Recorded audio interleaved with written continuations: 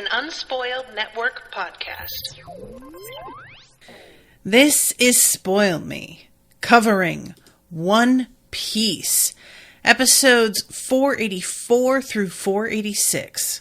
The Navy headquarters falls. Whitebeard's unspeakable wrath. Ending the matter. Whitebeard versus the Blackbeard pirates, and the show begins. Blackbeard's plot is revealed. In these episodes, somehow, we still don't know how, Teach has managed to harvest I don't know what else to call it, the power that Whitebeard had wielded. I don't know how this is happening. I do not care for this at all. This feels unfair. Welcome to Spoil Me.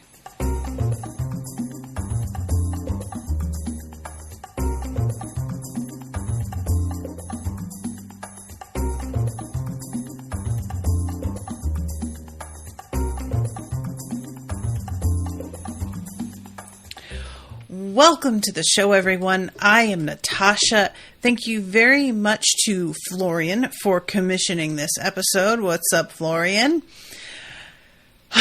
You guys, this was really like, this trio of episodes, I think was, and I don't want this to come out sounding the wrong way, because I feel like it's going to sound really like I'm shitting on the episodes.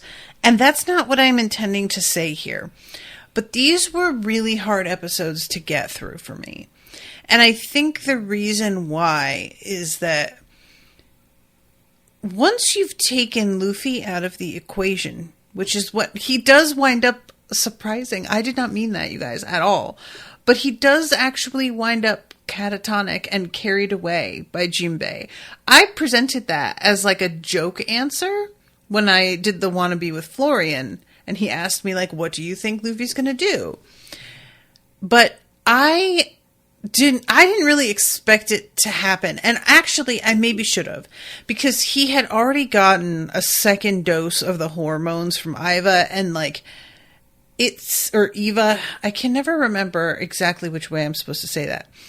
But I really should have seen that he was like on the edge already and very fragile, and that something like this would just hit harder.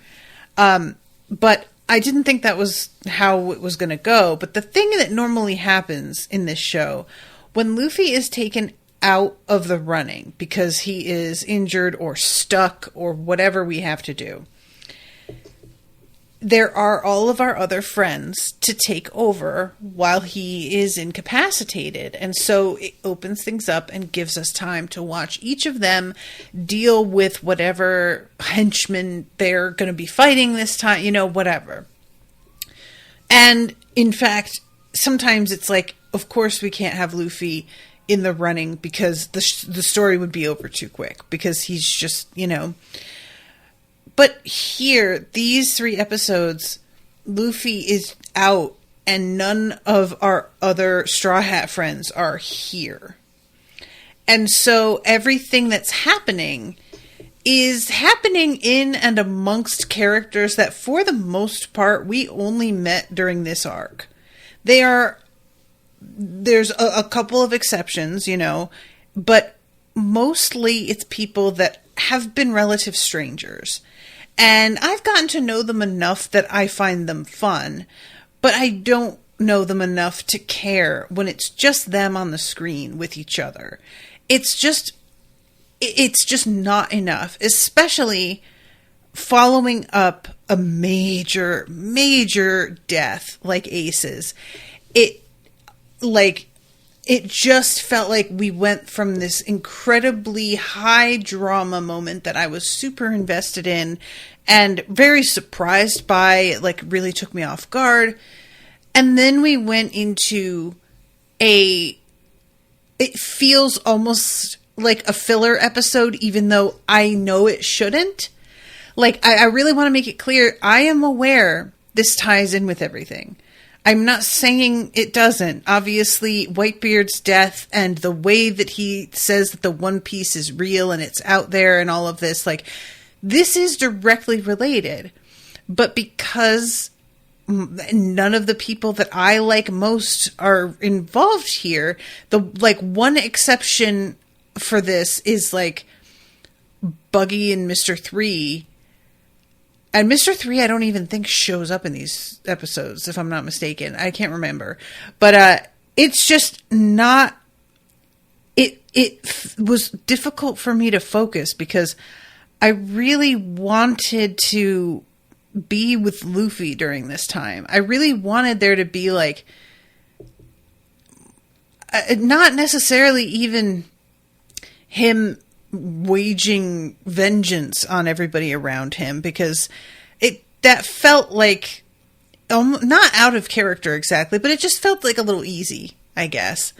But I just wanted there to be like a moment where he got to maybe have like a whole episode of sort of flashbacks. We get a couple of flashbacks of him and Ace joking around with like this instance where he thought Ace was dead, and Ace is like making fun of him for thinking that and for crying, and then is like, of course I'm never going to die as long as I have a stupid brother to protect. And it's really sweet and makes sense, like with Luffy saying, remember you said you would stay. And I can't help but think in some ways like, maybe this is the natural progression, Luffy, because you don't need him anymore. Maybe you're strong enough now, and that's sort of like part of the message. Although I say that, and the way that Ace died was protecting him. So, but yeah, I felt really unsatisfied by having Luffy sort of swept up and carried off, and very little participation from him this episode, these 3 episodes, and then jumping into the conflict with everybody else. I honestly would have rather gone back and checked in with the other Straw Hats, and I know that that's crazy because Ace's death affects things here a lot. But it was just not what was on my wish list. It's really that simple. It's not like they're bad episodes or what happens isn't important. It's just that I wanted something in particular and I didn't get it. And I know that that is kind of like a childish response, but sometimes we be childish like that though. You know, especially when it comes to character deaths and the way that they're handled, that's sensitive. And that's like something really high stakes that you're going to have a stronger than usual reaction to, and a stronger than usual desire or expectation about how that's handled. So, especially considering like, this is like the only character death that sticks in this show, at least so far. So, yeah, I just really wasn't... I had a hard time staying focused, and I had to go back and rewatch big sections because I felt myself sort of losing interest and spacing out. And I even wound up like going to one of the summaries because I was like, wait, what? And it felt like I rewatched it and comprehended, but it wasn't actually making sense to me in a couple places. I just really wasn't connecting with these. And I like I said, this may be a me problem. I have no idea if anybody else feels this way as well or not. And I don't think there's anybody even in the chat today. But I just wanted to let you guys know the headspace that I'm in coming at these episodes and why it may seem as if I'm just sort of like, in some ways, just recapping in a much more hands-off way than usual. I'm not certain this is going to go that way, but in case, I just want you guys to sort of understand my feelings on it, because I was so blindsided by the gravity of what happened in Ace's death and how it was handled and like the intensity of that. And it was sort of like shock to realize that probably any like fallout from this that's personal on Luffy's part we're going to have to deal with a while later from now. So, okay, let's get this rolling. The Navy headquarters falls, Whitebeard's unspeakable wrath. And as is, said in the title, it starts off with a recap of Ace's death. Luffy is sitting there and he's like screaming, but there's no sound really. His eyes have whited out and it's just kind of him going into shock.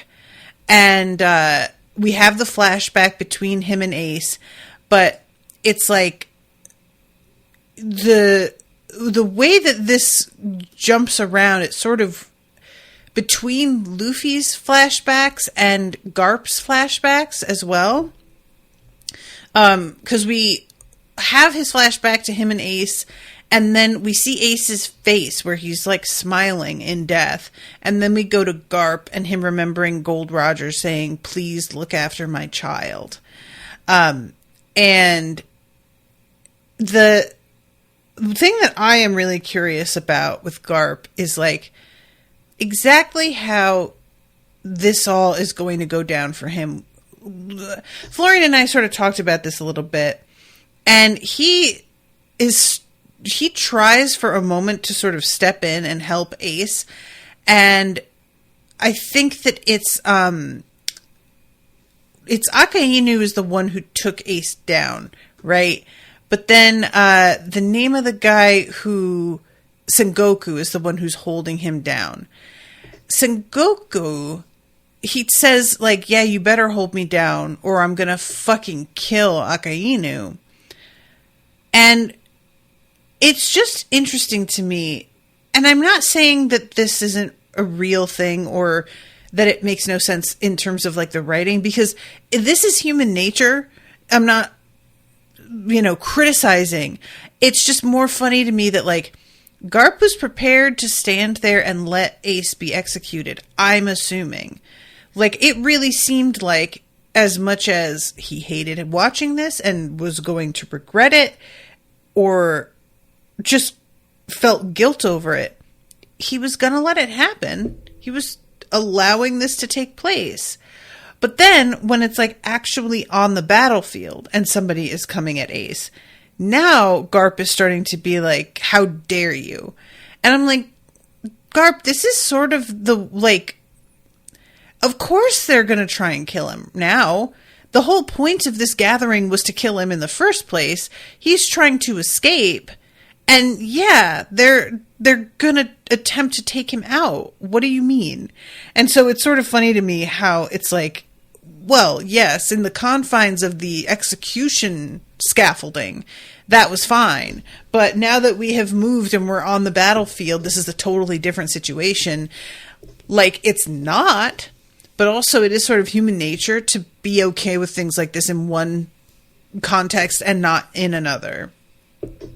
So anyway, we come back and all of the pirates are gathered around Ace, like, just kind of, it's sinking in for absolutely everybody that Ace is actually dead.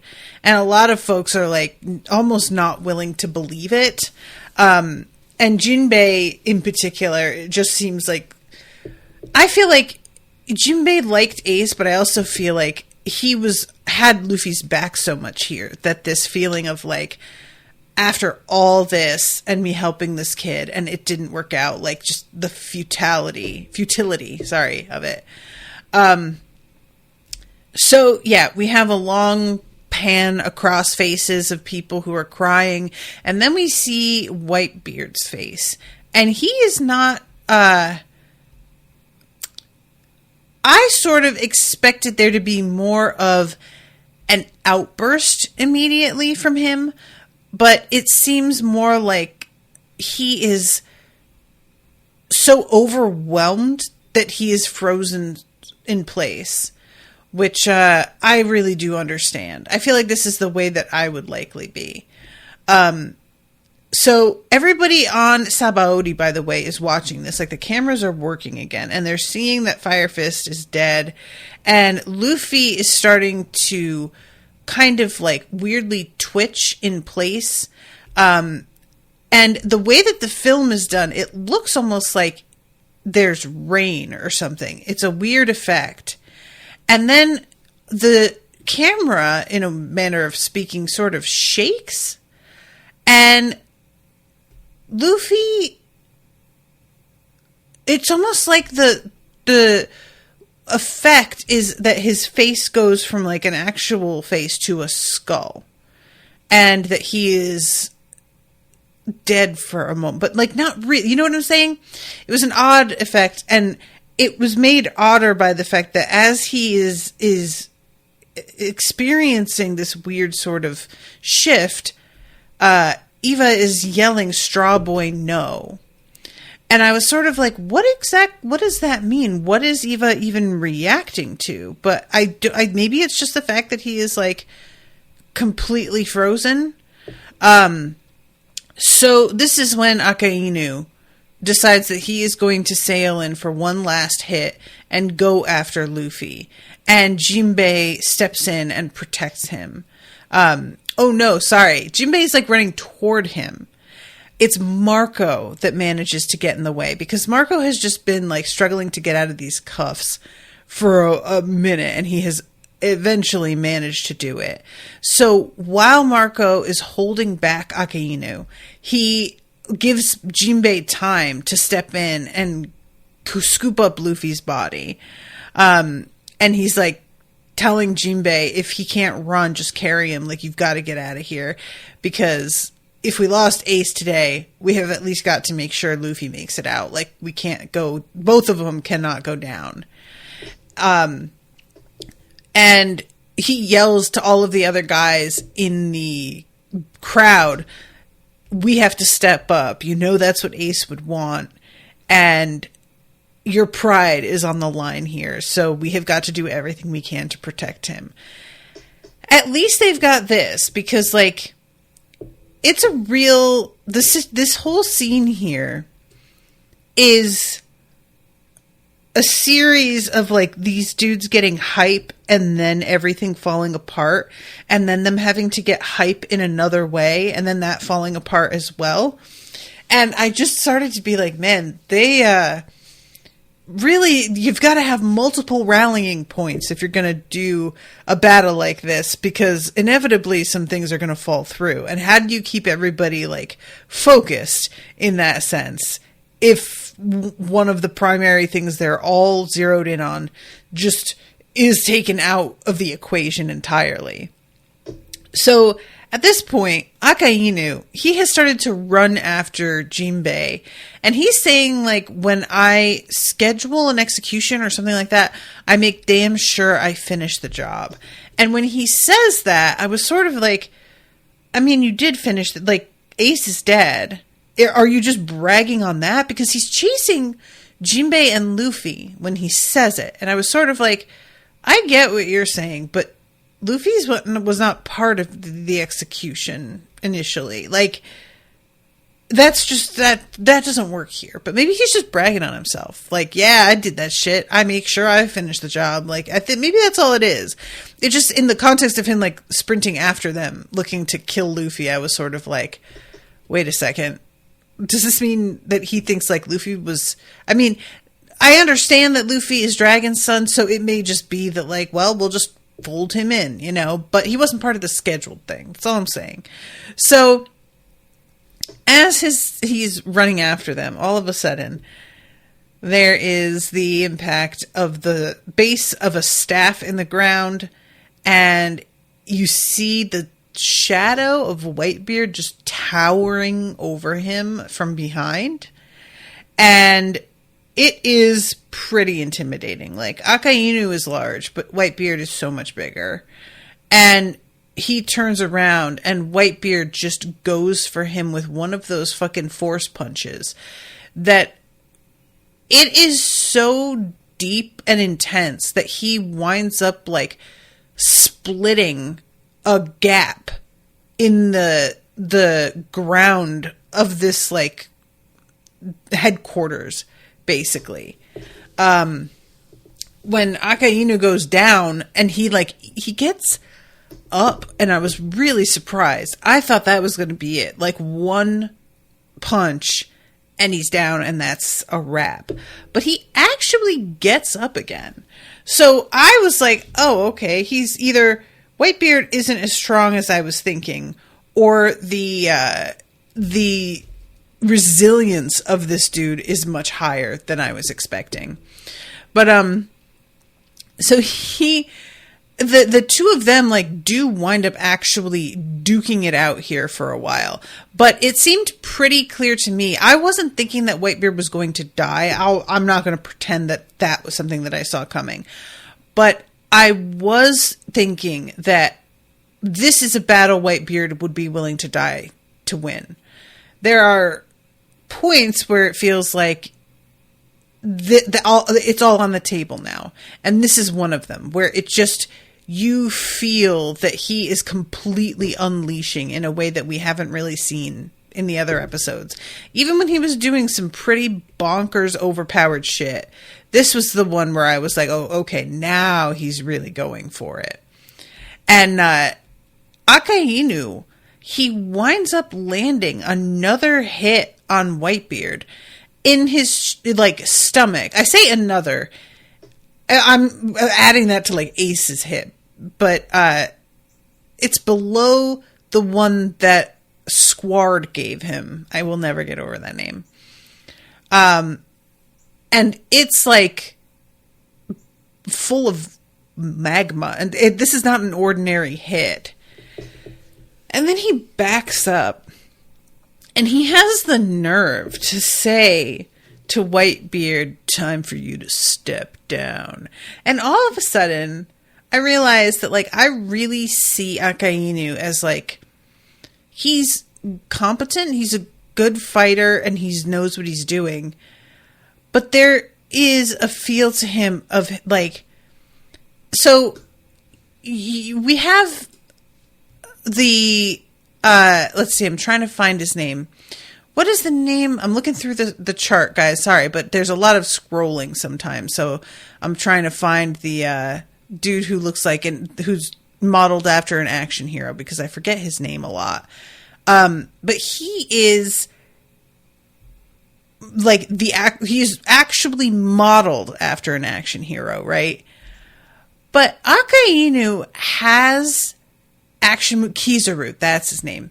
Akainu feels like the star of an action movie in a bad way. Like the star in a series. Like, I'm gonna get some shit for this, and I apologize already. I really do. But we're talking sort of like recent Vin Diesel. There was a time where Vin Diesel as the tough badass guy worked really well. Now it's a joke. It feels like not even just that he's past his prime, the story is past its prime, and you're kind of like so typecast now that what else are we even, like, come on. And there's something about Akainu that despite him actually pulling all of this off and really kind of being quite clutch by now, I feel like I want him to be in like some more stereotypical action star clothing with his like little one-liners. He's just a little too glib, and I don't know why. I'll admit, like Akainu versus Kizaru. Kizaru has one-liners, and Kizaru's like pulling it off for me. I don't know why. Is it because his character design is more interesting? Is it because of the toothpick? Because a toothpick can really do some things. Is it because he has like a more interesting voice? Because the voice actor who's doing Kizaru's voice is having a great time. And he is very distinctive. But Akainu, less so. And so I think that's kind of where I'm coming down, is that like Akainu is able to complete the task. But like with very little style, with very little personal flair.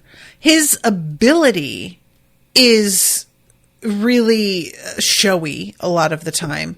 But, like, let's stop and think about it. Even when he's, like, punching Ace or punching through Whitebeard, it's just like, here's a fist made of lava. I mean, you know, like, doesn't that feel really boring and weak? It's just, and I'm not trying to, like, mock Oda for this. I almost feel like maybe that's part of the point, is that you've got other people on the field who have much bigger, showier powers, but the guy that you sort of weren't taking too seriously is the one who sneaks up and does the job. Maybe that's part of what he was attempting to do. But it just, like, the number of sort of quippy lines that he has in these episodes, I really was sort of like, dude, I fucking feel like you rehearsed those in the mirror. There's something almost Jake Peralta-like about it. So anyway, okay. The hit that he lands, of course, it's got everybody sort of like, oh shit, because now Whitebeard is like on fire. Literally, he is standing and on fire, and he is having his own series of flashbacks to Ace. And there's this moment that he like almost seems to hear Ace saying, "Hey, Pops," and he opens his eye and you can see the flames in front of him. And so it's clearly in the present, but he's looking at Marco and it seems like he's seeing Ace. And Ace is saying like, "Hey, what's wrong?" And then all of a sudden Ace disappears and it's Marco saying, "Don't give up, Pops. We can't lose you. Stand up." And I feel like it's just supposed to be sort of his imagination. There was a moment where I was like, is that a ghost? Are we doing that? I wouldn't be mad at it. But it really does feel like Ace was who he saw, not Marco, for just a moment. So he finally, like, Akainu is just standing there, I think, sort of enjoying his handiwork. I believe he thinks this deed is done. But he wrong, because here comes Whitebeard's hand through the flames and picks this man up, and he has him held in like midair because he is so much bigger than him. And he makes eye contact with Akainu, and you see Akainu just be like, "Oh, fuck." Like, there's just all right, I'm out of it now. And it's funny because, you know, Akainu could use his power here. He isn't being restrained in any significant way. He's being held up by the front of his shirt. He could do something, but he doesn't defend himself, and he just gets tossed in the air. And then Whitebeard, while he's thinking of Ace and how everything happened, he casts that sort of force bubble, I guess. I'm not even sure. And you just see the whole screen crack. And then Akainu himself turns bright red. And I was just like, oh, okay. And that's that on him. And this is the one, I had said earlier that he punches him so hard that it causes the fissure. This is the hit that causes the fissure. Like, the two of them have been exchanging slaps until this point, when Whitebeard is like, you know what, I'm going to really go for it. And it feels like seeing Ace in his mind's eye was what gave him the strength to finish the job. And when I say finish the job, I mean finish, because the whole headquarters just splits in half. It's not just like the courtyard, the building, the whole thing spreads all the way up across the castle. And I don't know if it's like, again, because it's unclear for me how much of this is like island and how much of this is man-made. I don't know what this means for this location, if it's just going to disappear into the sea eventually. But Akainu sort of falls backward, and I thought when he turns red that was it, that he was dead. But he opens his eyes one last time before he like falls into the rift that's been created.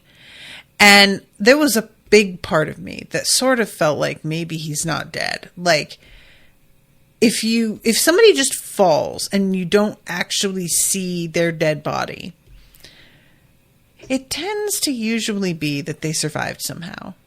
Like, it just does. And I don't really want that. I feel like it's not just because Akainu killed Ace. It's just, again, I find him kind of a dull character, all things considered. So a lot of people get sucked down into this crater. Like some of Whitebeard's own guys, a lot of Marines, but like it's not like his own people had levitation boots or something. And basically what he has managed to do here is not only take out Akainu, but he has managed to separate his own men on the other side of the Marines, so that he himself will be the last one to go up against them. He is attempting to save them. He is like putting them in a position where they have to retreat because there's very little that they can do here anymore. And I really kind of loved that Ace dying, he's like, all right, well, what we came here for, we aren't going to be able to accomplish at this point. So I'm going to cut my losses and attempt to save the people that are still here that I care about, because he evidently takes his family very, very seriously. So, like, we have the Marines just being like, wait, what's happening? And he lifts his staff, spins it in the air, and then slams it into the ground and says, I am your enemy, and I alone. So if you have the resolve to face me, come. And all of these Marines start flying through the air the way that they do, coming at him.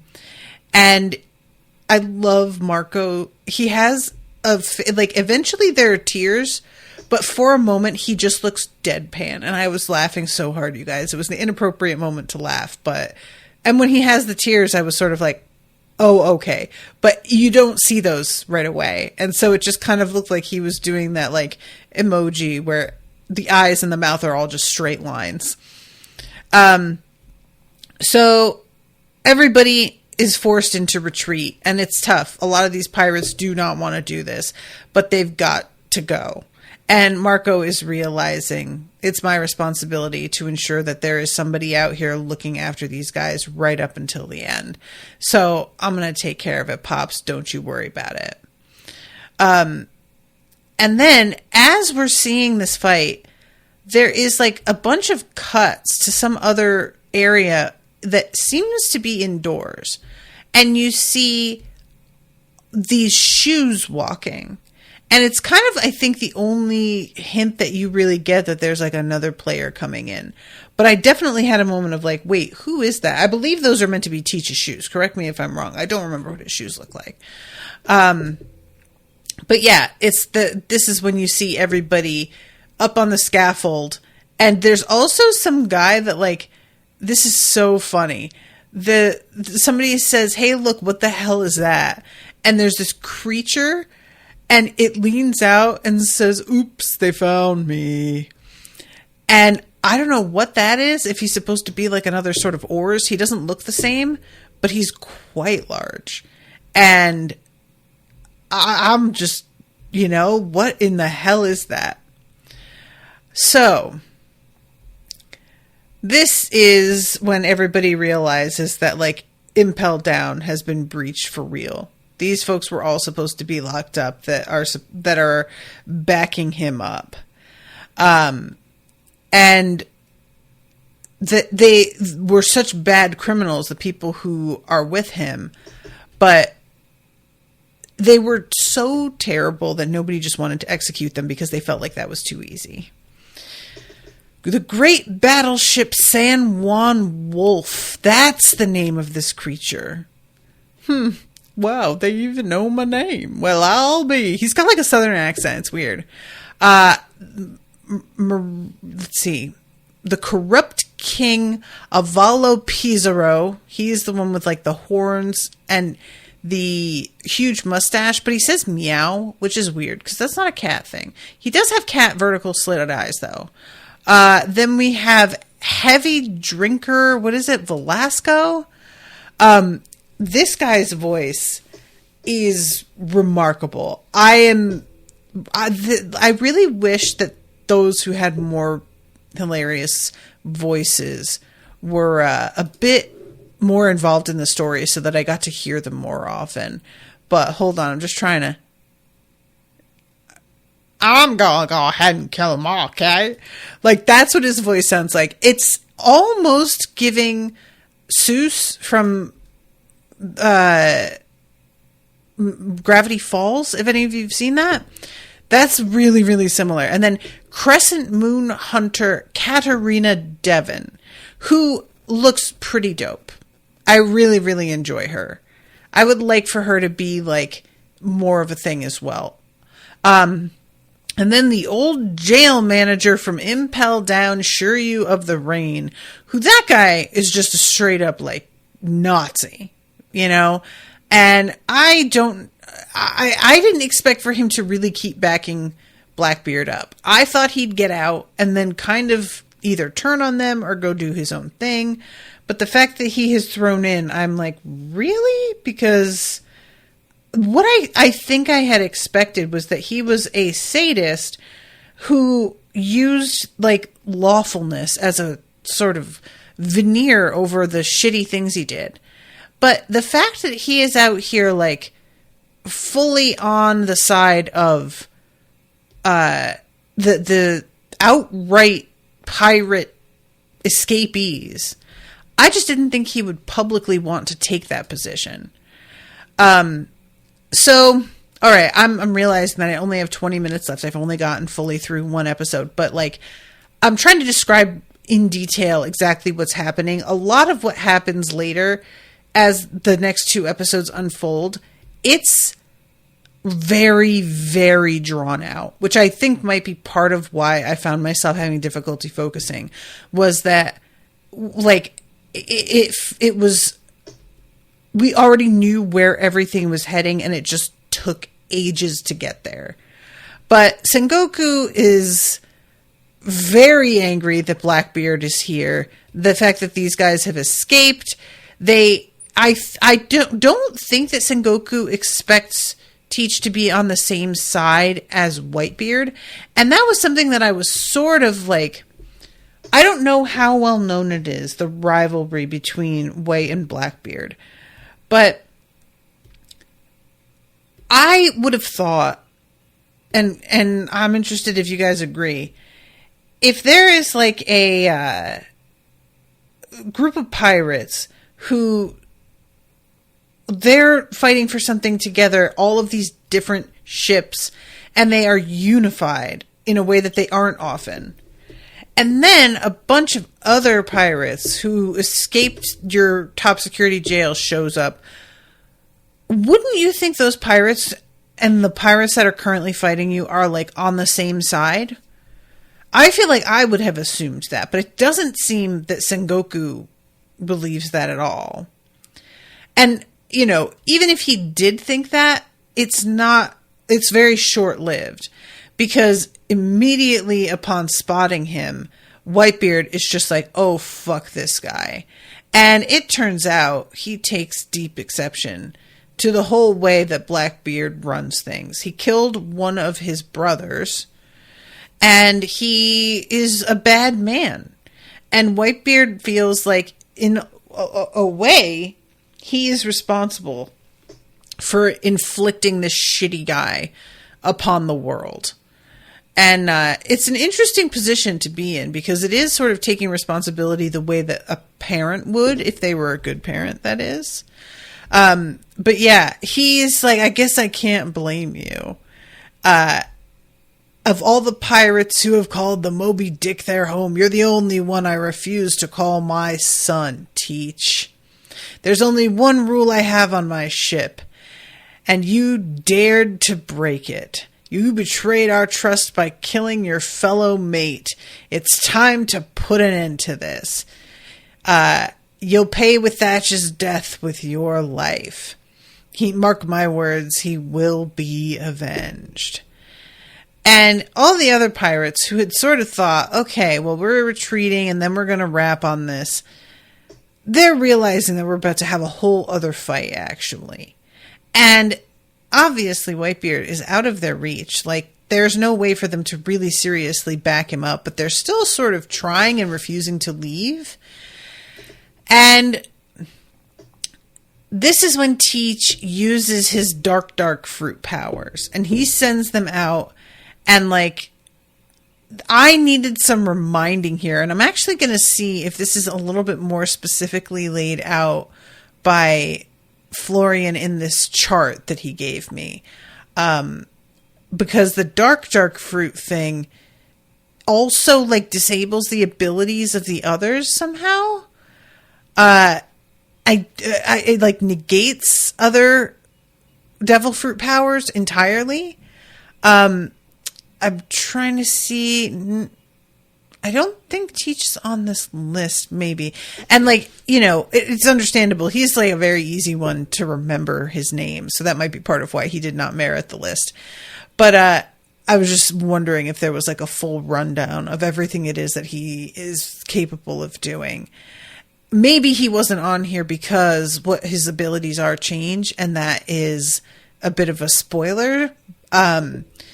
But there are a few on here that just say not specified in terms of, like, what their abilities are. So, okay, this fight, to jump ahead a little bit, Teach is very, very confident initially that he is going to beat Whitebeard no problem. And he uses Black Hole and sends it flying out and is like, this devil fruit power is exactly why I killed Thatch. I knew I had to have it.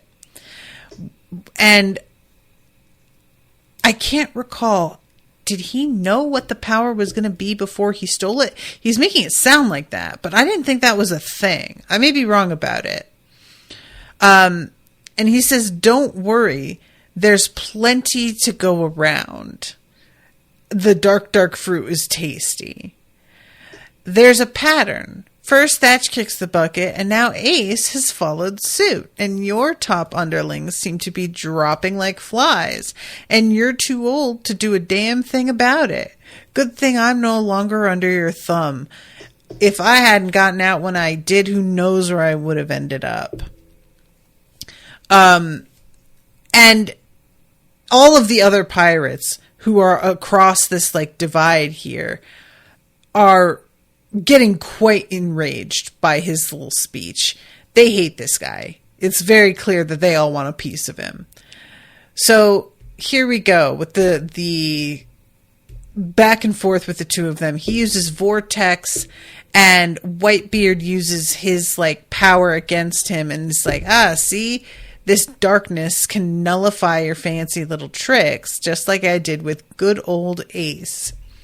In other words, no more earthquakes, not against me.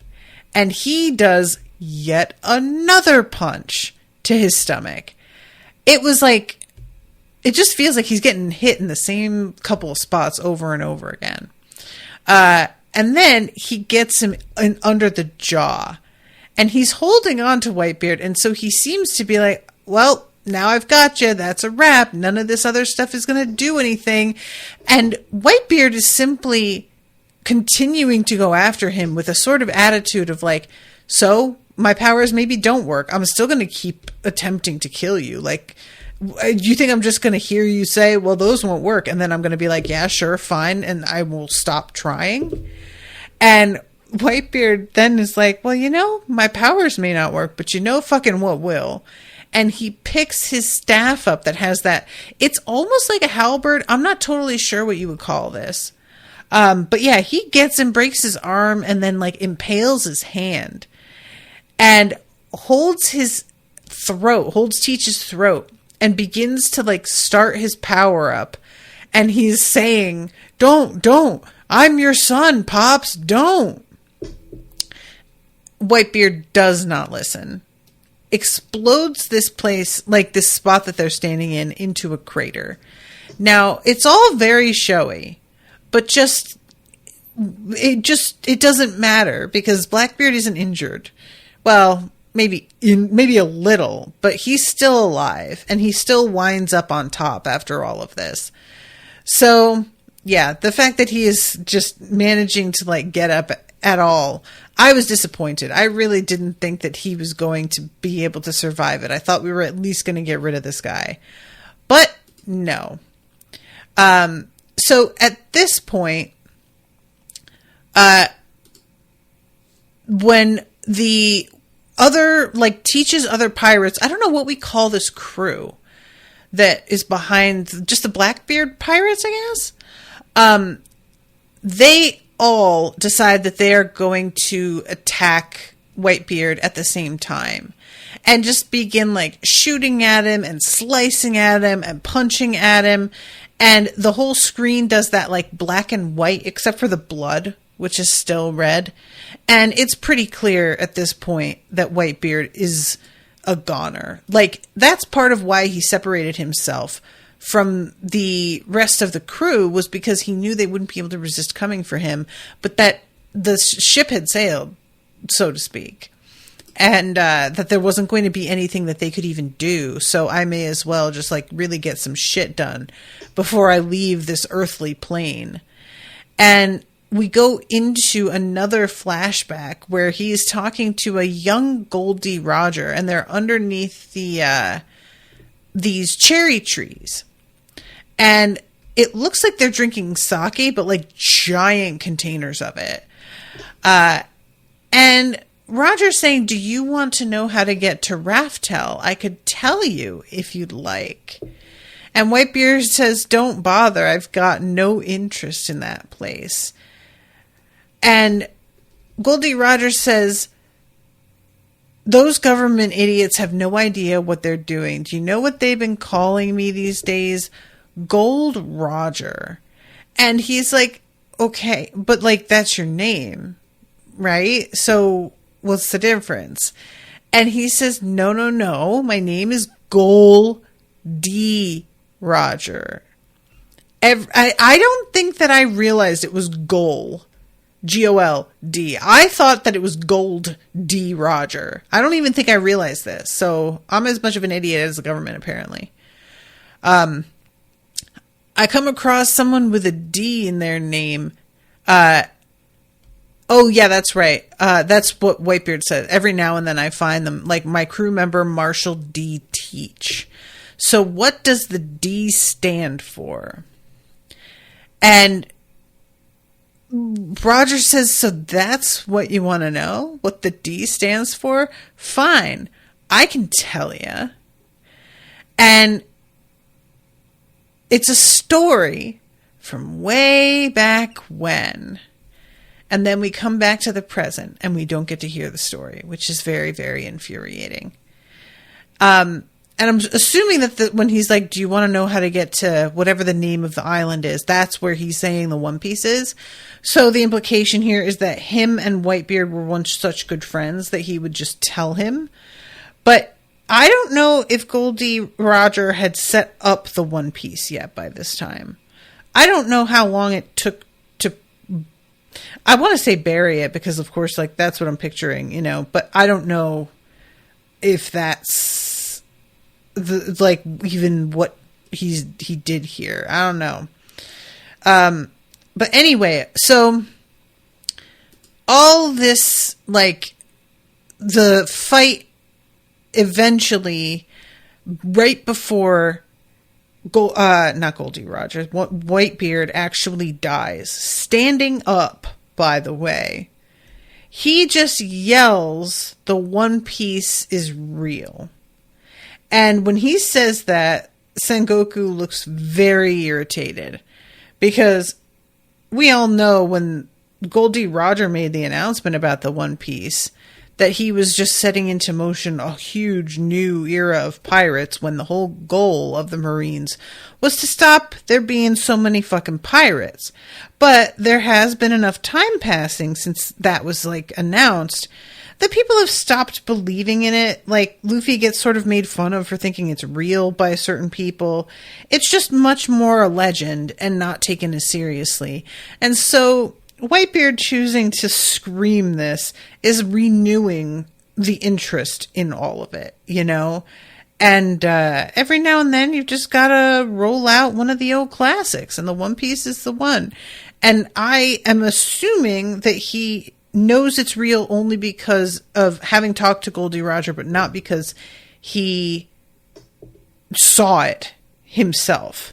And I'm not sure if he even knows what it is, but he's dead. So if he does know what it is, I don't know if we're going to find out from him. Like, he's dead. I don't know if he really is. I kind of think he is. The way the episode ends talking about, like, this is how many impacts he took, and there was no injury on his back because he was never retreating. Like, all of that felt very final to me. So I'm just taking it that he died, you know? But yeah, this is when he says, like, I raised a fool and I couldn't take responsibility, but you boys gave me everything I could ever have wanted out of life. And as he's saying this to all of his people, I've reached the end of my voyage. They're behind him sobbing, crying, because they know it's true. It's the end for him. And it turns out that the thing that when they asked, like, hey, what's your ultimate goal? What are you looking for? When he was younger, he said, I want a family. And it's interesting because when a dude says, I want a family, usually what that means is, like, I am going to have a partner and we are going to raise our own children, right? Like, and when I say our own, I don't necessarily mean biologically, but these children will be ours in a very intimate, everyday way. And he managed to get a family. It was just in a super different format. If I had heard this way back, I would have expected it to be that he was, like, in a sort of nuclear family unit. And instead, he was like, no, huge family, a big community of people. And I really like that as a fulfillment of that desire.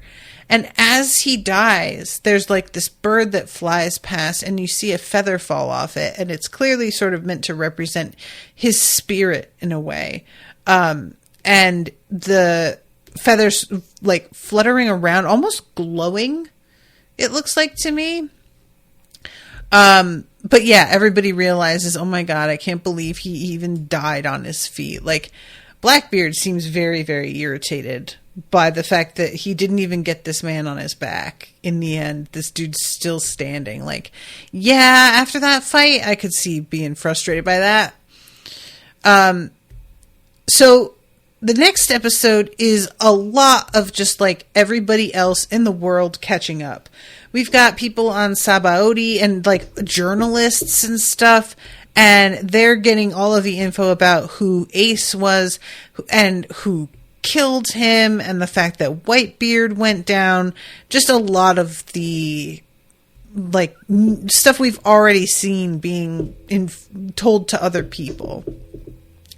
And it says like the Marines claim victory, and like maybe they are, but honestly, their building has been split in half and they let Ace escape. Like, yeah, he died, but that shit went real poorly.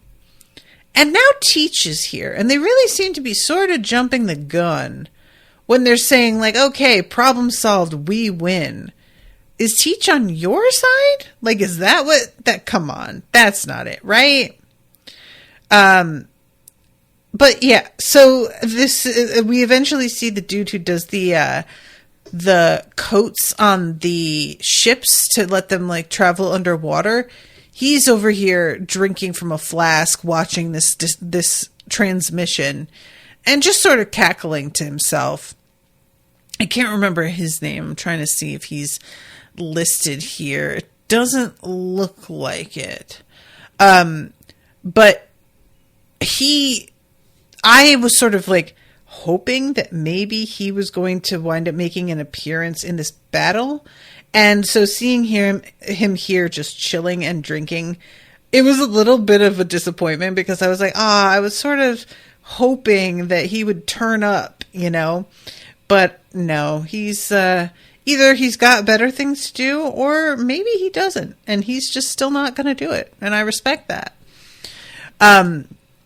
So I'm going to try and like jump past some things here, because like I said, we get so much like reiteration of info that we are already aware now. And the main two things that I felt like were fun to check in on here that don't have anything to do with Whitebeard or Ace. There's Buggy, who's like just trying to sneak away and abandon his entire crew. And he's like caught by his people, but they try and make it seem like, it's just him showing us some, what's the word? It's like showing us how to have sympathy. It's a weird interpretation that I get what it is that they're trying to do, because his people keep misunderstanding things and giving him a more noble cause than what he was actually doing. But this one felt like the weakest one so far. Of just like, I don't see how you interpret it that way, but sure. And like the way that he's fleeing, I guess that they're like, oh yeah, he's about to try and like throw in with this fight. But eventually they catch up to him, and it looks like they're going to throw him into the midst of the fight between Teach and Whitebeard. Like we had sort of rewound a little bit, and they were still doing that fight. And you can see Buggy just being like, Jesus Christ, it doesn't seem like there's a way out of this. And they were like going to throw him. And all I could think was, Buggy can travel when he hasn't got any limbs. So I don't feel like you guys need to throw him. He literally can fly. Like that's basically how he starts fleeing, is he's flying. But it's more fun to think that he's just going to get fucking tossed. So this is when Teach does his thing. He says, watch carefully. This is a cool thing. I'm going to shake down the world to its core. And there's this huge, like, tarp that they throw over Whitebeard's body. Teach goes under the tarp, and everybody outside is just like, what in the hell is he doing? And meanwhile, his people are sort of like, well, what happens if this plan doesn't work? And they just decide like, well, we'll just all go our separate ways, which is interesting. Like they're only going to stick by Teach if he can do this particular thing. And if not, fuck him, which I guess makes sense, because why are you going to I don't know. I was going to say, why are you going to like follow somebody who is only your peer and not actually stronger than you? But like, I gotta say, I feel like Teach's power seems to be almost unbeatable. Like that, almost, it was close. So anyway, eventually Teach comes out, and this dude, oh my God, you guys, I totally forgot that Akainu comes back in this episode. I was saying before, like, he's not dead, right? And this is what I'm saying. Fucking shit did not register, man. I don't know what. Maybe it's me today. But yeah, so Akainu comes out, and then he's about to face down with Jinbei. Again, with his fucking one-liners, man. Like, he says something like, oh, you said you were leaving. Why don't you allow me to, like, show you out? Or something like that. And I was just like, dude, come on. And all of the, like, people on the side are, like, firing guns at him. And he's doing, like, the T-1000, just fucking closing these wounds up like it's nothing. And this is when Eva jumps into the fray, and he does, I think, Death Wink. Or no, he does that later. This is when the Inazuma uses the scissor thing and manages to like create a wall that stops the lava from getting through. Hell Wink, that's what it is. And when he does Hell Wink, it looks like it literally opens a hole in the center of Akaino's chest. I don't feel like it, there's been holes in his chest, so I don't want that to sound like it's even more impressive than I mean, but it's the sheer force of the air doing it, which is wild, But anyway, so the end of this with Blackbeard, he finally comes out from underneath this tarp, and he is able to flex not only his dark power, but now he has Whitebeard's power on his other hand somehow. And I have no idea how he does this. Like, what I keep thinking about is the conversation with Florian last episode, where he asked, like, what do you think happens to the power when somebody dies? And I had never thought the question was going to become relevant so quickly. I thought that was like eventually someday in the future we'll find out, But yeah, almost right away. And I don't know if it's like the fruit reappeared inside Whitebeard, because he's got two huge gaping holes in him. That would be pretty easy to just reach up into his insides. So if the fruit like literally coalesces again inside the body, and taking it out is something that like a lot of people aren't aware of, but is possible, I mean, it would make sense why people wouldn't see that as an option, or why, if it manifested again like that a lot of folks wouldn't be aware of it. But I do not know how he is able to do this. And this, like, the fact that he can do both, he is laying waste to this area, and just getting the ground is like Swiss cheese, and nobody knows what to make of it. It's very clear he's overpowered in the extreme at this point, but it's just the sheer fact that he can do both. We've got people just straight up running now, and he yells at the screen to where all the people of Sabaody are. And he's just basically like, oh my God, y'all really thought. You really did, didn't you? Nope. The pirates, we're about to be in charge. And if you're a pirate that's like a pussy-ass bitch, you are going to get what's coming to you. Because we are about to go out there and take the entire world down. And I love that all the people from Sabaody are like, but wait, I thought the Navy won.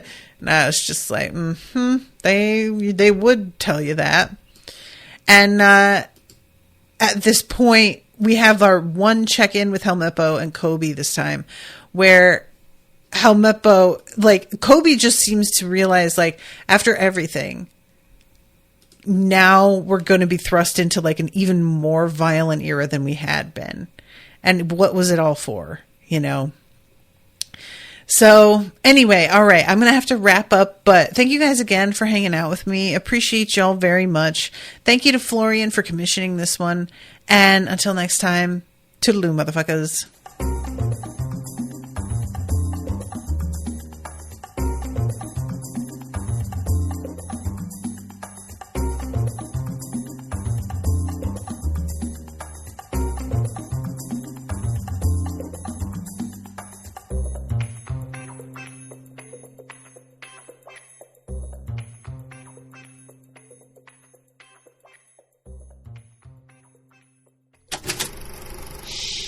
That was an Unspoiled Network podcast.